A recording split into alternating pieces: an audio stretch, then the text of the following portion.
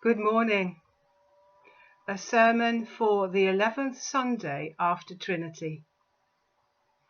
In an attempt to find some space to relax during my holidays, I picked up a new book and began to read what seemed to be a kind of detective story. It turned out to be something of a Da Vinci Code kind of book, a quest of some sort for some buried treasure or a clue as to a certain identity. All a bit vague, I admit, and as I progressed in the book, I became more and more frustrated with it. At times I was tempted to just throw it down, but there was still a tiny part of my mind that wanted to know the end, whether they'd come to their senses. We all like to know that of any story, I guess.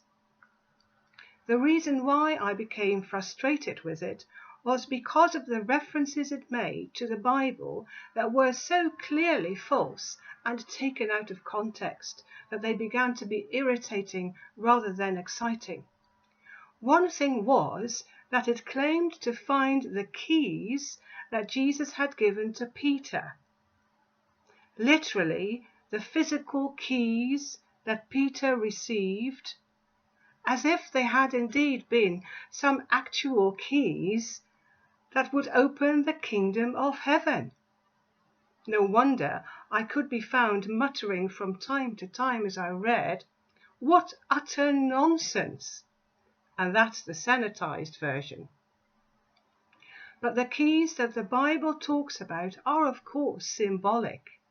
As in Isaiah 22 verse 22, the key of the house of David, the keys that Jesus talks about are a symbol of authority.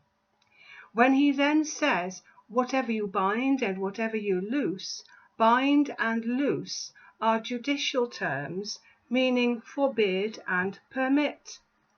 In a way, Jesus is using images and parable type language, as he does so often.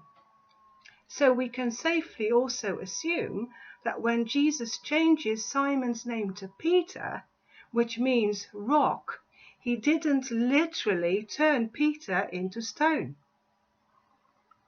The whole episode about the rock on which Jesus is to build the church and the keys of the kingdom of heaven comes after Peter has answered Jesus' question as to who the disciples thought he was. It wasn't a trick question. It wasn't an attempt to quiz the disciples or let them take an exam. It was rather to see how far they'd come in understanding the healings and other miracles as pointers to his identity. How they understood the context of Jesus' ministry.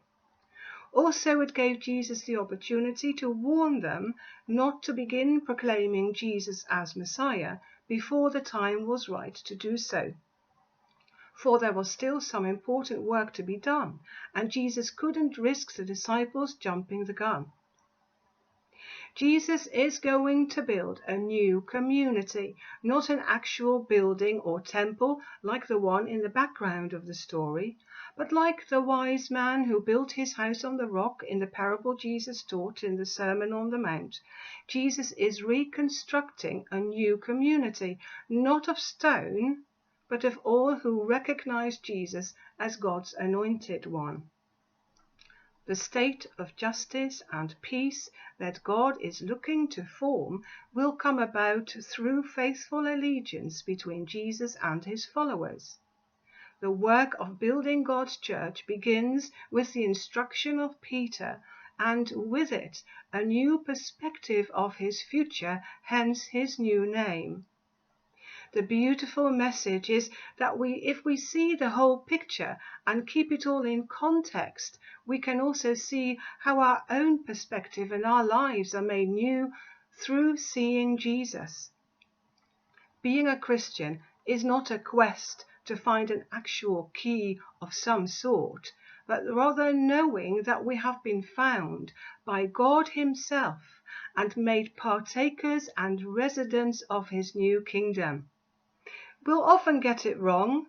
Peter did too. We're a bunch of forgiven sinners. But our past does not define us. our future does. And that is really key. Amen.